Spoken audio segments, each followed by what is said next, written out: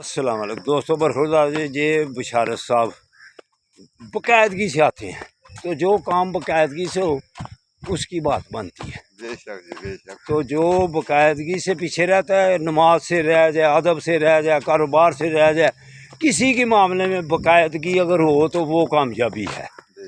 تو واک میں بھی بیٹا برخورداروں کہتا ہوں، باقاعدگی سے جو واک کرتا ہے انشاءاللہ تعالیٰ پھر وہ بشارت صاحب کی طرح صحت مند رہے گا اللہ کی مہربانی سے، تو اسپتال سے محفوظ رہے، اسپتالوں سے محفوظ رہے گا، مسجدوں میں کرسیوں سے محفوظ رہے گا۔ بے شک۔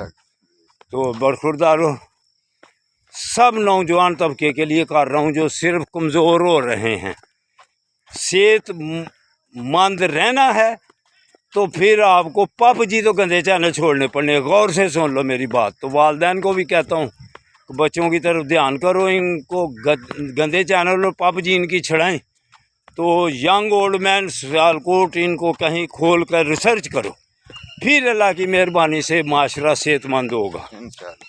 اللہ حافظ۔ اللہ حافظ۔